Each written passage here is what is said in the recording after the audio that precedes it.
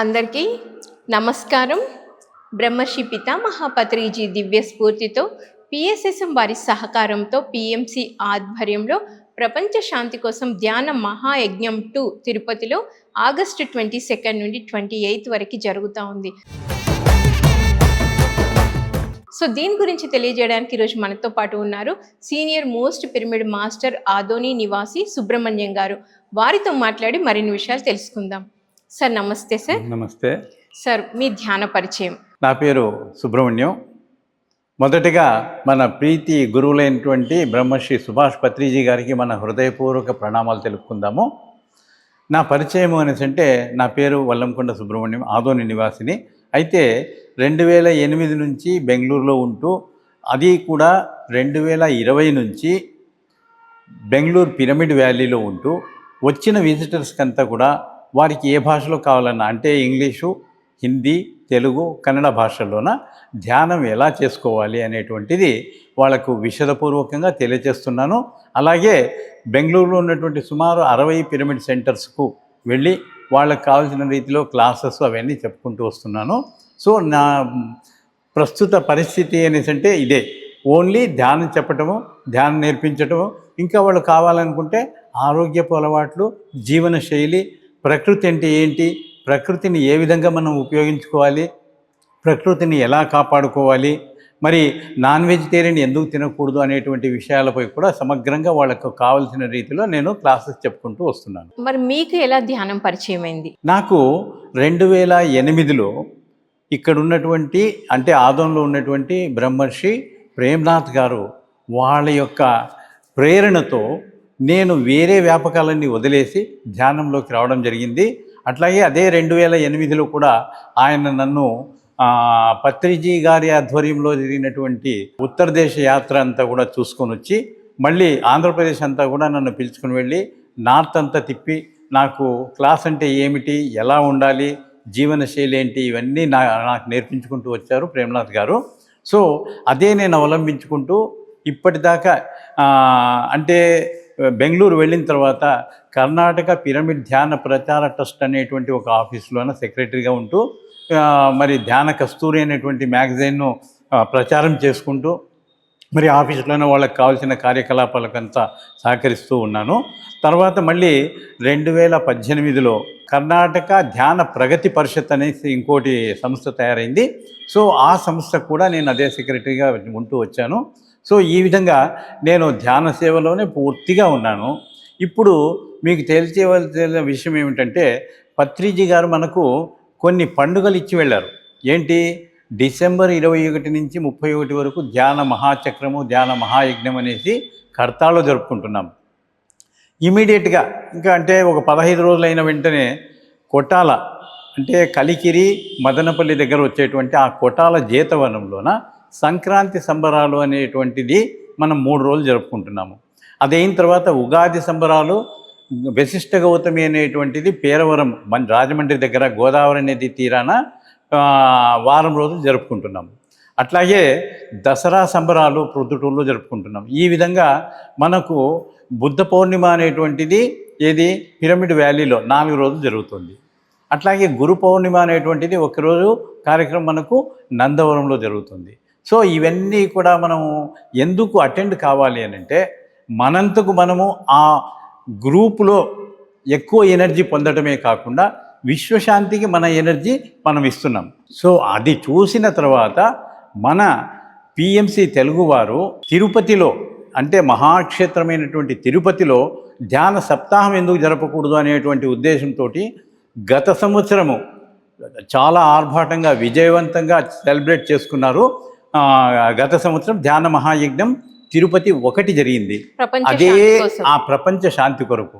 So దాన్నే మళ్ళీ continue చేయాలనే ఉద్దేశంతో పిఎస్ఎస్ఎం సహకారంతోన పిఎంసి తెలుగువారి ఆధ్వర్యంలో ఈ సంవత్సరం కూడా ఆగస్టు 22 నుంచి 28 వరకు ధ్యాన మహాయజ్ఞం 2వది జరుపుకుంటున్నారు. దీనికి మీ అందరికీ కూడా ఉచిత భోజన వసతి సదుపాయాలన్నీ కల్పిస్తున్నారు. మరి ఎంత బాగుంటుందో ఆలోచించండి మీరు. అది తిరుపతి మహాక్షేత్రంలోన మనం అటు ఆ దేవుణ్ణి దర్శించుకుంటూ, ఆ దేవుణ్ణి మనము స్మరించుకుంటూ ధ్యానంలో కూర్చుంటే ఎటువంటి శక్తి, ఎటువంటి ఎనర్జీ పొందుతామో ఆలోచించేయండి. కాబట్టి ప్రతి ఒక్కరు కూడా తప్పకుండా తమ ఫ్యామిలీ సమేతంగా, తమ ఫ్రెండ్స్ సమేతంగా వచ్చి దాన్ని గత సంవత్సరం కంటే కూడా ఎక్కువగా విజయవంతంగా చేయాలి, విశ్వశాంతికి మన శక్తిని ఇవ్వాలి అనేటువంటి భావనతో మీ అందరికీ ప్రార్థిస్తున్నాను. ఖచ్చితంగా రావాలని మరీ ప్రార్థిస్తున్నాను. ధన్యవాదాలు. ఓకే సార్, మరి మీరు ఇందాక అన్నారు ప్రపంచ శాంతి కోసం ధ్యాన మహాయజ్ఞం పిఎంసి వారు నిర్వహించారని చెప్పారు. అంటే ఈ యజ్ఞాలు, యాగాల వలన ప్రపంచ శాంతి ఎలా వస్తుంది? ఇప్పుడు మనము పురాణాలు కానీ అవి కానీ తీసుకుంటే ప్రతి రాజులు, ప్రతి ఋషులు కూడా యజ్ఞాలు, యాగాదులు ఎందుకు చేస్తున్నారు? వాళ్ళకేం తక్కువైంది? రాజుకి ఏం తక్కువైంటుంది? ఋషులకి ఏం తక్కువైంటుంది? కానీ వారి ఆలోచన అంతా ఒక్కటే, దృక్పథం అంతా ఒకటే. ఏంటి? ప్రపంచంలోన ఎక్కడ హింస అనేది జరగకూడదు, అందరికీ శాంతియుతంగా అన్నీ సమకూరాలి, ప్రకృతి కూడా మనపై దయ చూపిస్తూ సకాలంగా వర్షాలు కురుస్తూ సకాలంగా ఎండలిస్తూ మన ఆరోగ్యాలు బాగుండాలనే ఉద్దేశంతో వాళ్ళు చేస్తున్నారు. మరి అది బునాదిగా భావించి మన పత్రిజీ గారు కూడా ఇటువంటి ధ్యాన మహాచక్రాలు, ధ్యాన మహాయజ్ఞాలు నిర్వర్తించుకుంటూ వచ్చారు. నా వరకు అయితే నేను ఫస్ట్ ధ్యాన మహాయజ్ఞం అటెండ్ అయింది 2008వ సంవత్సరంలో బెంగళూరులోన. దాని తర్వాత శ్రీశైలము, దాని తర్వాత అమరావతి, దాని తర్వాత విశాఖపట్నము, దాని తర్వాత కర్తాళకు ప్రతి సంవత్సరము నేను ఆ ధ్యాన మహాచక్రం కానీ, ధ్యాన మహాయజ్ఞం కానీ అటెండ్ అవుతూ నా అంతటా నేను స్ఫూర్తి పొందుతూ, శక్తి పొందుతూ విశ్వానికి కూడా నేను నా వంతు సహకారాన్ని అందిస్తున్నాను. కాబట్టి తాము కూడా తమకు చేతనైనంతగా, అంటే తమకు తను మన ధన సహాయము అనేటువంటిది మనం ఖచ్చితంగా చేయాలి. ఇటువంటి శాంతి యజ్ఞాలకు మనకు సేవ చేయాలనుకున్నారా వచ్చి చేయండి, లేదు మానిటర్ చేయాలనుకుంటా చేయండి, లేదా వస్తు రూపేణ లేకుంటే డబ్బు రూపేణ మీరు ఏదైనా సహాయం చేయదలిసారా చేయండి. కానీ అదంతా కూడా మీకే కాదు, విశ్వానికంతా కూడా అది ఉపయోగపడుతుంది. కాబట్టి ఖచ్చితంగా మీరు తను మన ధన సహాయాలు మీరు అటువంటి యజ్ఞయాగాదులకు మీరు వెచ్చిస్తూ మీరు శక్తిని పొందుతూ విశ్వానికి కూడా శక్తిని ఇవ్వాలని నేను మరీ ప్రార్థిస్తున్నాను. సార్, మరి మామూలుగా ఎప్పుడు మనకు 3 గంటల ధ్యానం ఉంటుంది, కానీ పిఎంసి వారు తిరుపతిలో జరుగుతున్న యజ్ఞంలో 6 గంటల ధ్యానాన్ని first time last year start చేశారు. సో మరి ఒక సాధకుడికి, లేకపోతే కొత్తగా ధ్యానంలోకి వచ్చిన వాళ్ళకి ఈ 6 గంటల ధ్యానం వాళ్ళ ఆధ్యాత్మిక అభివృద్ధికి ఎలా ఉపయోగపడుతుంది? పత్రి గారు మనకు ధ్యానం చేసుకునేది ఎంతసేపు అనేటువంటిది నిర్ణయించి చెప్పారు. ఏమని? మీ వయసు ఎంత ఉందో అంత కనిష్టంగాని, అంతే అని కాదు, కనిష్టంగాని చెప్పారు. కాబట్టి మరి ఒకవేళ ఒక ఉదాహరణకు చెప్తాను. ఒక తట్ట నిండా అక్కడ గులాబ్ జామున్స్ పెట్టారు, మీకు ఒకటి వడ్డించారు. చాలా తక్కువ మంది వచ్చారు, మీకు ఇంకా 2 తినాలంటే తినొచ్చు. కానీ మీ జిహ్వ తినాలి అన్నప్పుడు అవుతామో చెప్పండి? ఖచ్చితంగా తీసుకొని తింటాం కదా, ఎందుకంటే అక్కడ సర్ప్లస్గా ఉన్నాయి, తింటున్నాం. కాబట్టి మనం అక్కడికి వెళ్ళిన తర్వాత ఒక యజ్ఞం కానీ, ఒక తిరుపతి కానీ, ఇంకోటి కానీ, ఏదైనా కానీ మనం వెళ్ళిన తర్వాత మనకు వేరే పని ఏముందండి? మనం ఏదో వేరే విహారయాత్రకి వెళ్ళామనుకోండి, అక్కడ తిరగడము, ఇక్కడ తిరగడం ఏవో చేస్తాం. కానీ ఇక్కడ మనకేముంది? టయానికి టిఫిన్ పెడుతున్నారు, టయానికి భోజనం పెడుతున్నారు, మనకు వసతి సదుపాయం ఉంది, అన్నీ ఉన్నాయి. మరి ఇంకా మనకు వేరే సమయం ఏముంది? ధ్యానం. ఆ ధ్యానం చేయటం వల్ల ఏమవుతుంది? మీ శక్తి మీరు పెంచుకోవటమే కాకుండా ఒక గ్రూప్లో చేయటం వల్ల అదనపు శక్తితోటి విశ్వానికి ఆ శక్తి అందుతుంది, విశ్వమంతా కూడా శాంతిమయంగా ఉంటుంది. కాబట్టి మనం ఎక్కువసేపు వెళ్ళినటువంటి ధ్యాన మహాయజ్ఞం కానీ, ధ్యాన మహాచక్రం కానీ మనము ఎక్కువసేపు మనం చేయటం వల్ల ఎంతో లాభం మనకే కాకుండా ప్రతి ఒక్కరికి ఆ శక్తి అందుతుంది. కాబట్టి ఆ వైబ్రేషన్స్ ఎన్ని మైళ్ళ దూరంలోనో వెళుతాయి. కాబట్టి ఖచ్చితంగా మనం ఎక్కువసేపు మనం ధ్యాన మహాచక్రాల్లో, ధ్యాన మహాయజ్ఞాల్లో చేయాల్సి వస్తుంది మాస్టర్స్. సో మరి పత్రి సార్ ఎప్పుడు చెప్తూ ఉంటారు కదా సార్, సాక్షాత్తు వెంకటేశ్వర స్వామి ఇప్పుడు ఇంకా అక్కడ ఆయన ధ్యానం చేస్తూ ఉన్నారు అని చెప్తారు. మరి అలాంటి క్షేత్రం గురించి మీ మాటల్లో. మనము తిరుపతికి ఎంతో కష్టపడి వెళ్తాం మాస్టర్స్. వెళ్ళిన తర్వాత అక్కడ క్యూ లైన్ ఎట్లా ఉంటుంది? 1 సెకండ్ కూడా దేవుడి దగ్గర మనము చూసేదానికి నిలవనివ్వరు. ఎందుకు అని అంటే అక్కడ ఉన్నటువంటి ప్రభావం అది. తర్వాత వాళ్ళకి ఇన్ని వేల మంది, లక్షల మందికి దర్శన భాగ్యం కలుగజేయాలని అంటే వాళ్ళ మనల్ని పక్కకు తోసేస్తూనే ఉంటారు. మరి మనం మన వంతు వచ్చి దేవుడి ముందర నిలబడినప్పుడు మీరు ఏం చేస్తున్నారు? దేవుడిని చూస్తున్నారా? ఇమీడియట్గా కళ్ళు మూసుకుంటారు. కళ్ళు మూసుకొని మీకు కావాల్సిన కోరిక కోరుతారు. మీకు కావాల్సిన కోరిక అప్పుడు సద్వినియోగంగా ఫలించడం అనేటువంటిది ఎందుకు జరుగుతుంది అని అంటే, మీరు ఎప్పుడైతే కళ్ళు మూసుకున్నారో మీరు ధ్యానంలోకి వెళ్ళిపోయారు. సో మీరు ధ్యానంలో ఉంటూ మీరు కోరుతున్నారు కాబట్టి ఆ కోరిక ఖచ్చితంగా నెరవేరుతుంది.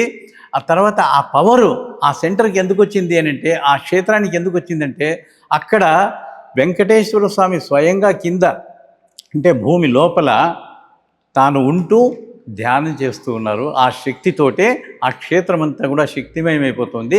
అటువంటి క్షేత్రంలోన మనము ఒక దర్శన భాగ్యమే కాకుండా ధ్యానం అనేటువంటిది చేయటం ద్వారా ఎంతో శక్తి మనకు లభిస్తుంది. తర్వాత విశ్వానికి కూడా ఆ శక్తిని మనం అందజేసేటువంటి శక్తి మనలో ఉంటుంది మాస్టర్స్. అందువల్ల అక్కడ ఎక్కువ శక్తితోటి మనం పొందుతూ విశ్వానికి శక్తిని అందించేటువంటి అవకాశాన్ని మీరు విడవనేయకూడదు. ఖచ్చితంగా రావాలి. నేను వస్తున్నాను. మరి మన ఎంతోమంది సీనియర్ మాస్టర్సు, ఎంతోమంది మరి పురాణ ప్రవక్తలు మనకు అవన్నీ అందుతూ ఉన్నాయి. కాబట్టి వారి దర్శన భాగ్యము, వారి ప్రవచనాలు కూడా మనం వినేదానికి వీలవుతుంది. కాబట్టి ఎవరు మిస్ చేయకండి. సార్ మరి ఇప్పుడు యజ్ఞం జరుగుతూ ఉంది 7 రోజులు కదా. సో దీంట్లో అంటే ఈ వయసు వాళ్ళే పాల్గొనాలి, వీళ్ళకు మాత్రమే ఎంట్రీ ఉంది, ఇలాంటి రూల్స్ ఏమైనా ఉన్నాయా? ఎవరైనా పాల్గొనొచ్చు? యజ్ఞము యాగాదులు అనే కాదు, ధ్యానము అనేటువంటిది ఎవరికి అంటే, ఎవరికైతే శ్వాస ఉందో వారందరూ కూడా irrespective of religion, caste, greed వాళ్ళందరూ చేయొచ్చు. ఇక వయసు అంటారా, 5 సంవత్సరాల లోపల వాళ్ళు ఎప్పుడూ దేవుళ్ళే. మనం కూడా దేవుళ్ళే. అయితే మనము మర్చిపోతున్నాం. తర్వాత మనకు డౌట్ వస్తుంది. అది నేను క్లారిఫై చేస్తాను ఇంకొక వీడియోలో. అంటే మనమే దేవుళ్ళు అనేటువంటిది సారు నిర్ణయపూర్వకంగా ఎందుకు చెప్తున్నారంటే, వాళ్ళ సంబోధన ఏమని ఉంటుంది? Dear friends, dear masters and dear gods అంటున్నారు.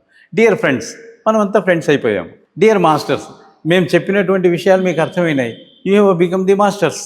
మరి డియర్ గాడ్స్, ఎస్, గురువుగారు చెప్పినారు కాబట్టి తల ఊపేస్తారు. నిజంగా మీకు ఒప్పుతుందా? అంతరాత్మ ఒప్పుతుందా? కానీ కొంతమందికి బహిర్ఘాటంగానే అనేస్తారు. ఏమండి ఇది డియర్ గాడ్స్ అంటున్నారు, మనం ఎలా భగవంతులమవుతాము? ఎస్, మనం భగవంతులమే. పత్రి సారు అబద్ధం చెప్పేదానికి అవకాశమే లేదు. కానీ అదంతా ప్రూవ్ చేయాలంటే జస్ట్ ఒక 2 minutes పడుతుంది. అది ఇంకొక వీడియోలో మీకు చెప్తాను. సో ఎవరైనా పాల్గొనవచ్చు. మరి ఇంత అద్భుతంగా జరుగుతున్న ఈ యజ్ఞంలో మరి అకామిడేషన్ ఎలా ఉంటుంది, అన్నప్రసాదం ఎలా ఉంటుంది, వాటి గురించి? అన్నప్రసాదానికి ఎంతోమంది దాతలు ఉన్నారు. మీరు ఇవ్వకపోయినా పర్వాలేదు, కానీ అటెండ్ అయితే చాలు. ఎందుకంటే మీ ద్వారా శక్తి ఇంకా ఎంతోమందికి విశ్వానికి వెళుతుంది కాబట్టి మీరు అటెండ్ అవ్వాల్సిందే. సరే, మీకు తోచింది ఏదో ఇవ్వాలని ఇవ్వచ్చు. సో ఆ విధంగా మనకు కావలసిన దానికంటే కూడా ఎక్కువ అక్కడ అక్షయ పాత్ర మాదిరిగా భోజన సదుపాయాలు మనకు జరుగుతాయి. ఇక వసతి సదుపాయాలు అంటారా, అది ఒక క్షేత్రం కాబట్టి ఎన్నో అకామిడేషన్స్కు ఎంత కావాలో అంత మనకు వీలు చేసి పెట్టారు. అవన్నీ కూడా మీరు ఏమి ఆలోచన చేయాల్సిన అవసరం లేదు. ఖచ్చితంగా మీకు కావాల్సినటువంటి వసతి సదుపాయాలన్నీ కూడా ఏర్పాటు చేయబడ్డాయి మాస్టర్స్. పిఎంసి ఛానల్ గురించి చెప్పండి సార్. పిఎంసి ఛానల్ అని అంటే పత్రి గారికి 2 కళ్ళలో 1 కన్ను. ఎందుకంటే తను చేసి అలసిపోయాడు, ప్రపంచమంతా తిరిగాడు. ఇంకా ఎంత తిరగాలి, ఎంతమందికి చెప్పాలి? నేనంటూ చెప్పాను అందరికీ, ప్రతి ఒక్కడు ధ్యానం అయిన తర్వాతనే నేను నిష్క్రమిస్తానని. మరి ఇది ఎప్పుడు కంప్లీట్ అవుతుంది అనే ఆలోచన వచ్చి ఒక్కసారి పిఎంసిని రూపొందించాడు. ఆ పిఎంసి అఘమేఘాల మీద ఎంత ఉధృతిగా సాగిపోయింది అంటే, ఇప్పుడు పిఎంసి అనేటువంటిది ఒక విలేజే కాదు, చిన్న గుడిసెవాడికి కూడా తెలిసిపోయింది పిఎంసి అని అంటే. ఎందుకనంటే పిఎంసి తెలుగు ఒకటే కాదు, పిఎంసి అన్ని భాషల్లో ఉంది. పిఎంసి కన్నడ ఉంది, పిఎంసి మరాఠీ ఉంది, పిఎంసి హిందీ ఉంది, పిఎంసి ఇంగ్లీష్ ఉంది, పిఎంసి బెంగాలీ ఉంది. అన్ని భాషల్లోనూ మనకు పిఎంసి దొరుకుతుంది. కాబట్టి ఈ పిఎంసి ఉంది అనేసి అంటే, కాబట్టి మనం కూడా ఏం చేయాలని అంటే, ఎవరైనా మనకు కనిపించారు, బాబు ధ్యానం చేస్తున్నావా? సరే చేస్తున్నాను సార్. మరి తర్వాత మీరు పిఎంసి అనేది తెలుసునా? మీకు తెలియదు సార్. మరి ఏం లేదు, నీ దగ్గర మొబైల్ ఉంటుంది కదా, తీసుకోండి, పిఎంసి నీకు కావాల్సిన భాష పెట్టండి. నీకు కావాల్సిన భాష హిందీ కావాలా, ఇంగ్లీష్ కావాలా, తెలుగు కావాలా, వచ్చేసి సబ్స్క్రైబ్ అనే బటన్ ఉంటుంది, అది నొక్కేసేయండి.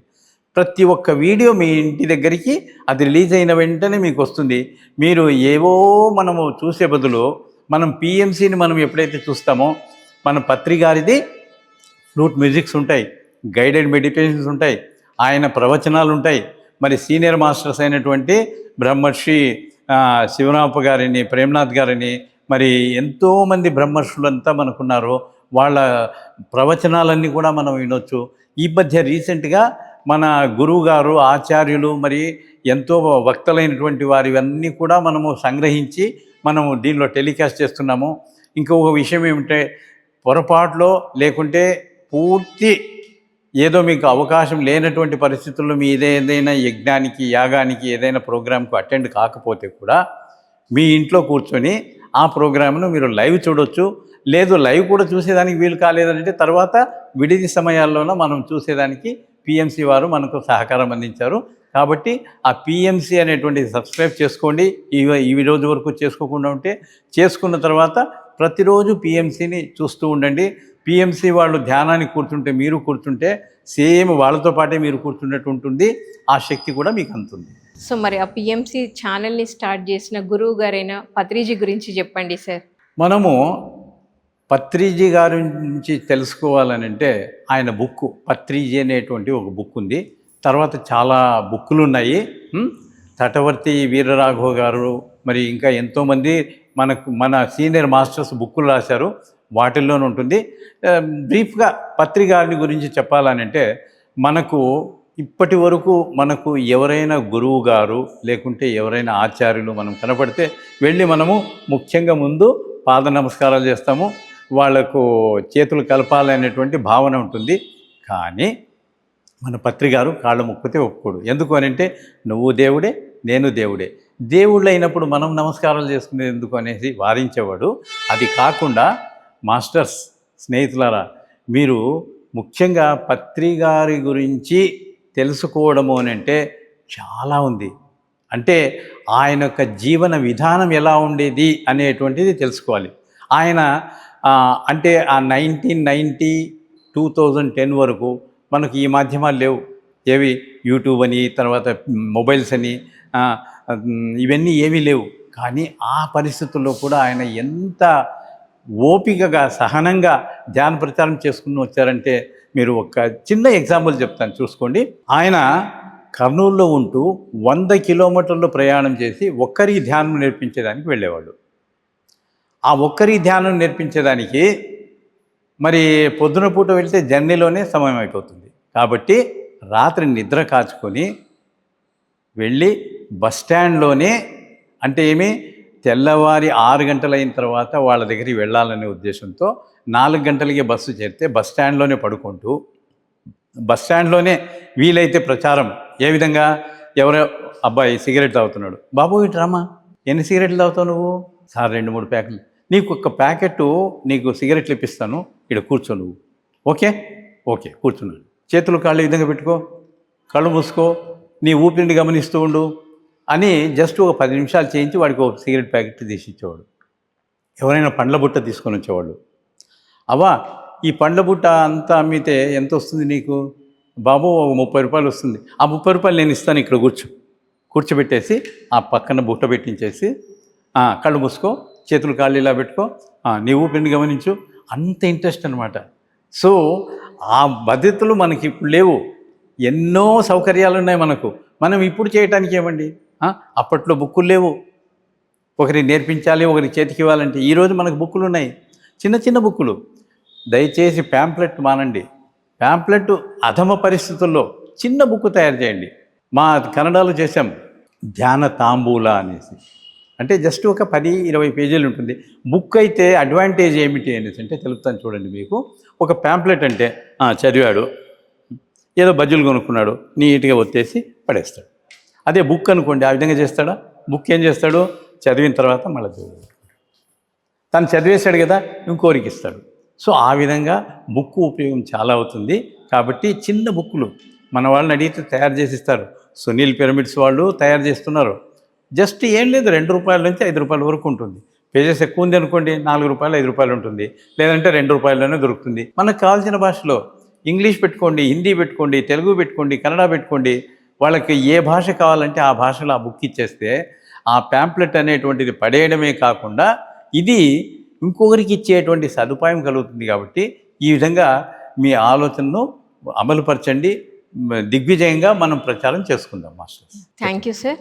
మరి ఎంతో చక్కగా అసలు యజ్ఞం అంటే ఏంటి, యజ్ఞంలో పాల్గొంటే ప్రపంచ శాంతి ఎలా వస్తుంది, ఆధ్యాత్మికంగా మనం ఎలా ఎదుగుతాము అని మరి పత్రి సార్తో మీకున్న అనుబంధాన్ని కూడా ఎంతో చక్కగా తెలియజేసినందుకు thank you sir. Thank you so much. ధన్యవాదాలు. సో విన్నారు కదండి, తిరుపతిలో ప్రపంచ శాంతి కోసం ధ్యాన మహాయజ్ఞం ఎంతో అద్భుతంగా ఆగస్టు 22 నుండి 28 వరకు జరుగుతూ ఉంది. సో ఈ యజ్ఞంలో ప్రతి ఒక్కరూ పాల్గొనాలని కోరుకుంటూ మరొక కార్యక్రమంలో మళ్ళీ కలుసుకుందాం. అప్పటి వరకు చూస్తూనే ఉండండి PMC ప్రతిక్షణం సత్యదర్శనం. Thank you so much.